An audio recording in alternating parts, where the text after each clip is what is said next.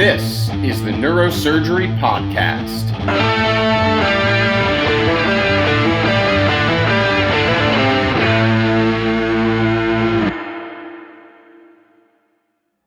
Welcome back to the Neurosurgery Podcast. A belated Merry Christmas. We're going to be posting this a few days after Christmas, and how appropriate to be joined by an old friend of the show, Dr. Nick Boulis, in his most festive holiday suit. Dr. Boulis, in case anyone's missed your previous appearances, please take a moment, say hello to everybody watching and listening. Hey, everybody, this is Saint Dr. Nick. Glad to be back on the Neurosurgery Podcast with my old pals. I think you've enjoyed my previous rants on the innovative process and divorce and relationships in neurosurgery, which apparently my daughters downloaded. Oh boy. Interesting.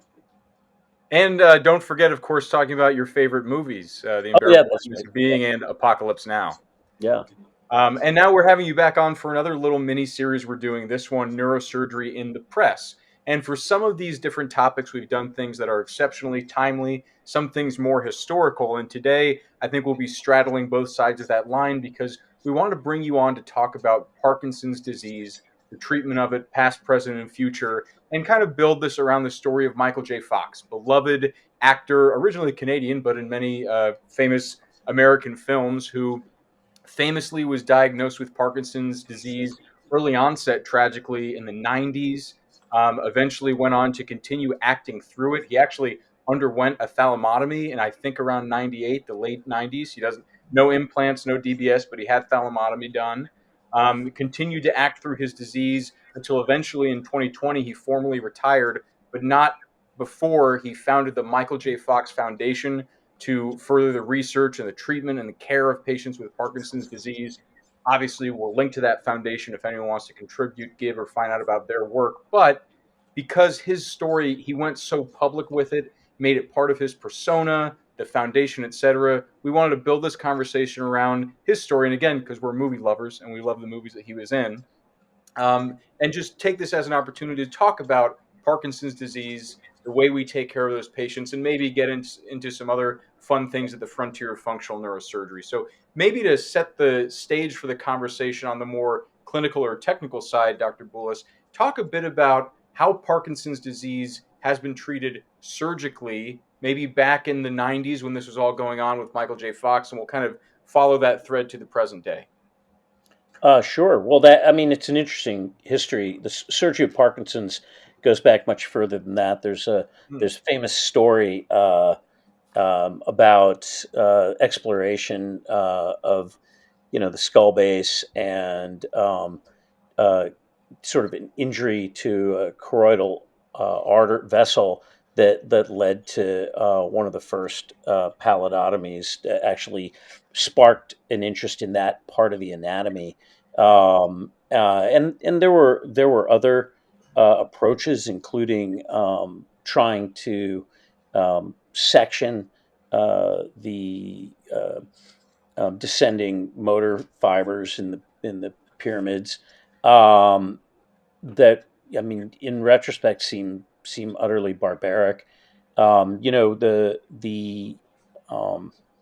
are others that could speak to this history more eloquently, but I tend to think about it in terms of this general understanding that these regions sort of empirically were important, and then introduction of techniques to do lesioning, or even cooling was done at some point. But then, as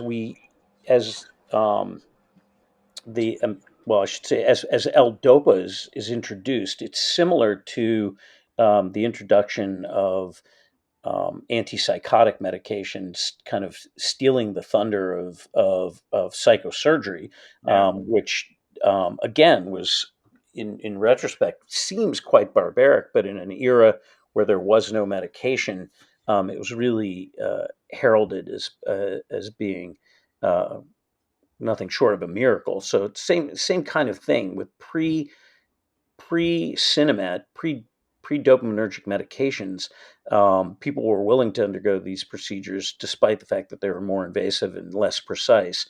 And then, as we kind of move forward into the more modern era, we start to see patients becoming refractory to dopaminergic drugs. And you just like look at the time frame it takes a Parkinson's patient to begin to become refractory, and you project forward from the 60s, you begin to get that first wave of patients starting to get worse despite medications. Um, and that, as we move into the late 80s, 90s, we start to get much more precise stereotaxis coming in. Those now that you have more better stereotaxis, you can begin to revisit doing the lesional approaches with more precision.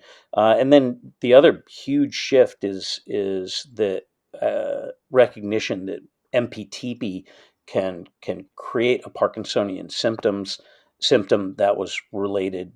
You may remember to addicts who were trying to synthesize, I believe, Demerol in San Francisco, and MPTP proved to be a side product of their synthetic effort, and a whole bunch of these addicts developed Parkinson's disease. So suddenly, they in so doing delivered a tool for modeling Parkinson's, which allowed people like Malin DeLong to work out the circuitry of the basal ganglia. So simultaneously, you have a coherent circuit that explains and predicts where various interventions might work, and the precision to intervene. So that all happens, sort of comes together when Mike and I were residents in the 90s. And in fact, for me, it was really that was the thing that drove me into functional neurosurgery per se. I'd been more interested in neural repair, neural restoration, and was headed into spine of all absurd things. Um, because spinal cord injury, this is the main area where if you want to regenerate long tracts axons, you go and you can think about spinal cord injury, and that's what I was originally doing in the laboratory. um, but it was that the rush of doing early pallidotomies that really got me pumped about functional neurosurgery. I mean, I just remember, first of all, when we started doing it, we were not doing microelectrode recording, which really was um, pioneered at Emory. I was at the University of Michigan, and when we were first doing pallidotomies, we were doing it just by putting probes into these stereotactic targets and stimulating through the probe and then burning, as opposed to recording per se to get that Yeah. that precision. And because of the fact that we weren't doing microelectrode recording, we were able to do 3 in a day, and we were cranking through these pallidotomies, and every single patient would come in shaking, and they'd leave the room not shaking, and there would be tears of joy. Of course, we were doing it under Mac, so it was just this fantastic experience. It's what I imagine pediatrics is like everybody's happy, all the time, as opposed to vascular neurosurgery or pain neurosurgery, where you know people are getting crushed and suffering, etc. So Nick, let me ask you then. Okay, so first of all, thank you for coming to talk about this. Everybody knows Michael J. Fox and Parkinson's. It's probably really a family of entities and various phenotypes, right? Parkinson's and maybe the other disease you study, which is ALS, right? They are probably the most well known by the public primary neurological diseases, right? They're really very sort of front of mind for most people. Mhm. And I wanted you to comment on, Include Alzheimer's in that as the kind of yeah, triad of horrible neurodegenerative things that can happen. right. So comment if you could on number one, is this a disease that's increasing epidemiologically? Because there's a lot of discussion about that and maybe why. And the second is we don't offer CME credits, but my wife, Amy, always says, you don't talk enough about science. Tell people maybe they don't know, like maybe some of the new diagnostic tests that are being done for Parkinson's that we didn't have in medical school, right? There's a lot of really exciting diagnostic pieces. So maybe the two kind of go hand in glove. Yeah. Okay. Well, I think that on the I mean, there is um, the hallmark has always been on-off testing, which is providing these dopaminergic drugs, and then looking at how patients do on and off. The old standard was using something called the Unified Parkinson's Disease Rating Scale, or the UPDRS, which has subscales for different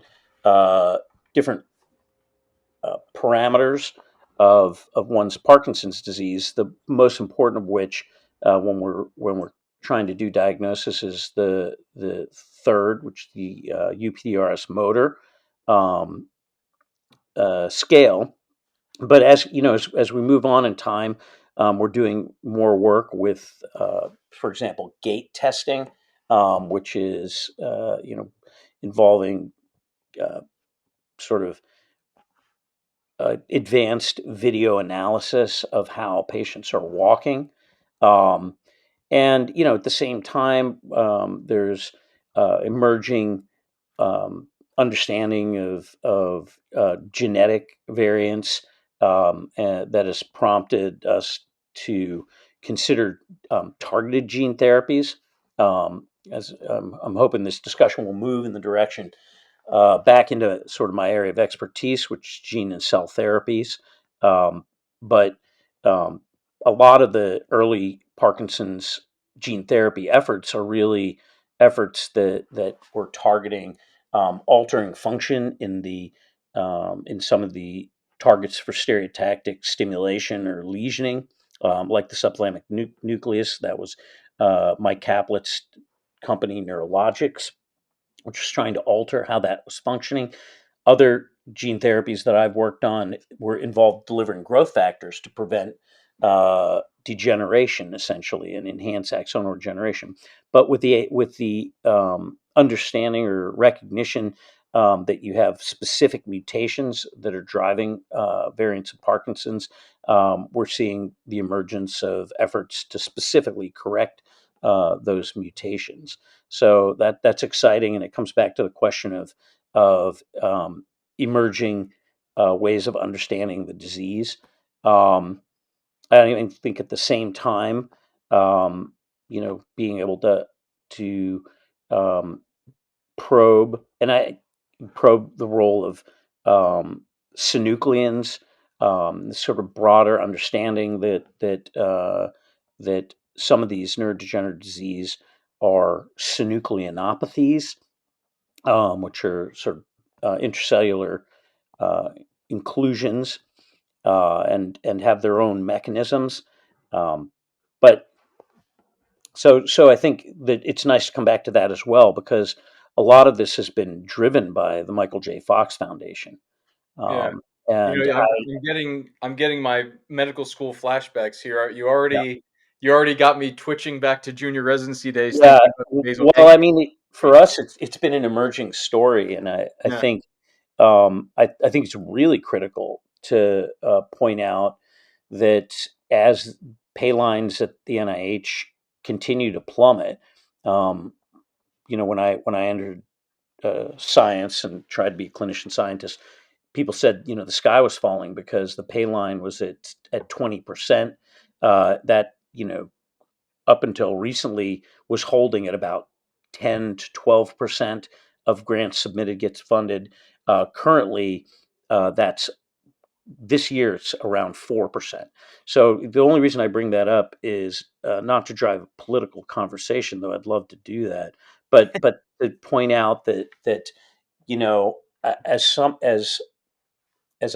am the vice chair for research in my department, I'm focusing with my future on betting on foundations like Michael J. Fox, betting on philanthropy, and there's the numbers of dollars that were raised by that foundation are in the order of like 2 billion. It's really crazy. So I think that he represents a lot here, not just how's one guy cope with this disease. What do we learn about the treatment of Parkinson's from his journey, but also the contributions he's made. Yeah, and speaking about all politics are local, right? And you talk about the pay line, the funding for the future of these investigations, both to better characterize the disease, the biology of it, and of course to develop new treatments for these patients. And so, if you were to speak directly now to people in our audience who are entering this field and who are further behind you on this road, be they in medical school, be they entering residency and have an interest in these fields of investigation, if you were to cast a short term horizon, maybe 5 years out, 5 to 10 years out, maybe, where do you think people can get the most bang for their buck? And in terms of investing their energy, would you say it's in diagnosing and better characterizing the disease as some of these things you were talking about at the biology level, or on some of the novel therapies you're talking about? Maybe not only the gene therapies, but focused ultrasound is now being used for Parkinson's, Sure. improving either the devices or the programming and the use of deep brain stimulation. So, would you say near term, you would encourage a young person to look at diagnosis and characterization or treatment and intervention, acknowledging that all are important and necessary? I, I understand the direction that you're taking this. Like, effectively what you're saying is what part of this is going to be the big win, What's the you next know, big and step? Yeah, um, I think that what people choose to go after is going to be more relevant relative to their particular interests, whether they're neurologists or interventionalists, like most of the people likely to be listening to this podcast, like to be able to intervene and make an impact as opposed to very true. better diagnose. But the more treatments we have, the more important it'll be to diagnose earlier, and the advanced genomics, proteomics, et cetera, are going to make it easier to pick up on Parkinson's sooner.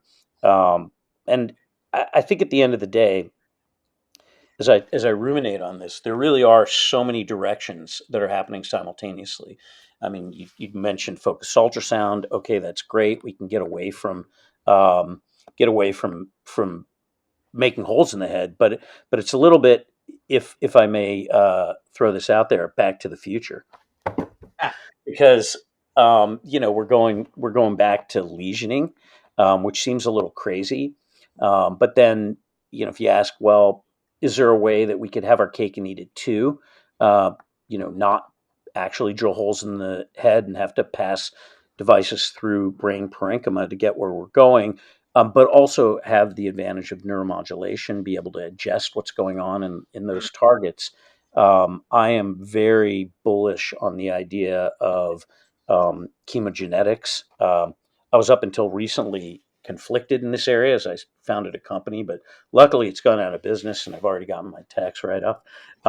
But after $60 million going down this road, I think the technology's matured, and what that is about is creating designer neurotransmitter receptors that you can induce the expression of the receptors in target neural tissue, and then use a pill that will selectively act at those neurotransmitter receptors to adjust what's going on in the target cells. So, why does this come back to the issue of having your cake and eating it too? What we're finding with focused ultrasound, a lot of people are pioneering the ability to open up the blood brain barrier in a very focal fashion. So people are beginning to dream about the idea of going in and actually having a catheter mediated delivery of the vector that would induce the gene expression, and then using focused ultrasound to open the blood brain barrier locally so you got that expression just in a specific target, hence non-invasive, and non-destructive, because now you can control that target with a pill. So that's a bit of the ravings of that's a bit pure Boulis, but it'll be very exciting to see if that emerges. Um, on the focused ultrasound side, I think there's incredible work going on with closed loop stimulation in our field, where systems are being developed that are listening to the brain as well as stimulating it. When you think about how deep brain stimulation's been done over the last couple of decades, it really involves a tedious process of adjusting the stimulators to optimize the effect in patients. And for a long time, people have acknowledged that it would work much better if the devices were tracking biomarkers of efficacy and adjusting in real time. Because after all, people's Parkinson's symptoms are fluctuating in real time. So the whole area of coming up with better closed loop systems is very exciting. How AI is going to impact the ability to do closed loop neuromodulation is going to be really exciting. And then, in a separate vein, and I'll bring this back to Michael J. Fox, you know, um, he had that thalamotomy that you mentioned, which is, as a neurosurgeon, you sit on the sidelines, you look at all that he's done for Parkinson's. You desperately want to help that man with his dyskinesias and his rigidity and his rapid fluctuation. And you just like go through, if you look at him, you can kind of list these various symptoms, and many of which are DBS responsive. So it's a little painful that he hasn't availed himself to DBS. But on the other hand, if you read about that, he talks about really wanting something that's more restorative, rather than something that is effectively treating the symptoms, um, and invasive. So, coming up with less invasive ways to reduce the degenerative process, um, you know, that's going to hit the home run, right? Because currently, the 2 million approximate patients in the United States, the number of people who actually come in for DBS has remained relatively small. The point at which we have a way to affect the progression of the disease, suddenly it's going to become more of a frontline thing, whether that's surgical or medical. Will remain to be seen, but that's really where the I think things will explode, and I think if I'm encouraging a neuroscientist right now, again, there's a huge broad buffet of directions to go that are all exciting, but that I think the impact is going to be in hitting the neurodegenerative process. Nick, Um, Go ahead. let me get you back to Michael J. Fox because it occurs to me that I mean we've interviewed over 300 people on this podcast, and you I think take the trophy as being maybe the most honest, the most forthright, the most transparent. Would you agree, JP? Oh, yeah. Okay. So I want to ask you this question because a lot of our listeners struggle with neurosurgery or struggling to become neurosurgeons. So, you did not take care of Michael J. Fox, right? Did But not.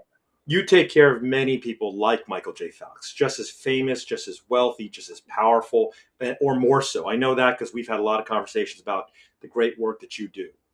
Um, and one of the great things about being a neurosurgeon is that you take care of a legal Haitian immigrant, and the next thing it's a billionaire, right? So let me just because I've never asked anybody this. What is it like to take care of people like Michael J. Fox? What is it like to take care of? And I don't mean he's very humble, he's very self-effacing, but like there are people who, as you said, he's raised so much money for the good of humanity. What is it like to talk to people in the clinic who have this horrible disease, and they're so powerful, or they've captured the imagination, or they're in front of mind in people's hearts, right? Like, Yeah. what is it like to take care of these people and see them in the clinic, talk to them about these very intimate and very scary parts of what's happening to them, right? Yeah. Uh, Again, that's a multifaceted question. I think, um, as you say, I've had the occasion to spend a lot of time working for very wealthy patients, and um, you know, you, it's very hard um, to separate seeing them as a potential to create change. From, you want to treat them as any other patient, but at the same time, it's hard to get away from the understanding that if you can enlist their support, perhaps you can make a greater impact. I think there's a bit of a struggle there, but that's I think the best way to handle that is by giving those people the best care you can, um, and in so doing, developing a relationship with them and trying to drill down to that common ground of how much we hate the diseases that we struggle with as physicians, how much they hate the disease as a victim of it, and try to get to that common ground of, hey, let's work together to make an impact on this. um, but I can think of one particular situation where early in my career, I was asked to carry a pager that was connected to a specific individual, in a particular institution. And I was junior enough that the more senior neurosurgeon basically told me, if you get a call about this person, don't do anything. Call the chief of staff of the hospital immediately. You know, like and literally saying to the person, well, you know, if I get called about this guy, I'm going to treat him like any other person, who is equally entitled to life saving or life altering care. I'm pretty political activist, and again, no frontal lobe, and having the person look at me and shaking their head and going, "You don't get it. This patient is not a normal human being." I think like it may have the quote may have been, "You don't get it. He's not actually a human being," but which just has stayed to me to this day. And I mean, I think it's quite the opposite. I think you have to treat them as normal people, or else how can you function? You know. Yeah. Well, I mean and clearly that's why the senior partner or the administrator or whoever wanted you to talk to them first, because they were terrified that you would treat this symbol legend god king as just another human, which of course we all are. I Um, mean, it points out that there's a real risk to being that guy. People tend to trip over themselves. oh I think yeah. we've seen that happen too. The care is not always better. That's right. Right. Yeah, and if you So, and it's all about that. Everybody's got an agenda. I kind of feel bad for them at times. yeah, well, Dr. Boulis, as we wrap this up, we got to respect your time, but we are going to be posting this in the waning days of 2025. So, as John Denver saying about poems, prayers, and promises, I'll ask you for next year a resolution, a warning, a prophecy, whatever. Take your pick, but give us something from your mind going forward into 2026, either that you're going to look forward to for yourself, try to avoid, recommend for others. Give us a little tidbit of wisdom for the year to come. Are we, well, for Parkinson's disease, I'm heavily involved with a particular trial. I'm not invested in the company, so I'll say it's the Aspen trial, which is the use of induced pluripotent stem cells to restore dopamine production in the putamen. There are some other companies that are coming out as well, with therapies. Blue Rock is continuing to do embryonic stem cell derived um, cell replacement in the putamen. So I think that whole agenda has taken the initial hump, and has initially failed to meet its promise. You saw a drop off in enthusiasm, and we're into that second peak where I'm really hopeful that cell therapies are going to make an impact in Parkinson's, and the number of very serious companies that are moving in that space makes me very excited that we'll have a restorative therapy sometime in the very near future to complement the uh, success we've had with DBS. Fantastic. Well, again, Dr. Boulis, thank you for coming on, discussing obviously those public aspects of Michael J. Fox's disease, again, our hats are off times 10,000 to everything he's done for the community of Parkinson's disease researchers, clinicians in treatment, and of course, the patients living with this disease and their families, loved ones, friends. So thank you for helping us spotlight both his work and these patients living among us with this condition. We will link, as stated, to the Michael J. Fox Foundation if anyone wants to learn more, contribute, see what they're up to. But for now, Dr. Boulis, thank you for coming back on the show. I'd just also like to say that you know the recent there's a new documentary out that was a Sundance Award Hmm. uh, on his journey that's worth looking at. I think it's called Still, Yeah. but I could be wrong. Yeah. And it as a student and neuroscientists uh, and emerging clinicians in this area, it's moving. But also, it's a really good snapshot of what Parkinson's looks like at that stage. Fantastic. We will point our listeners to that as well so they can find it. Thank you very much. Cheers.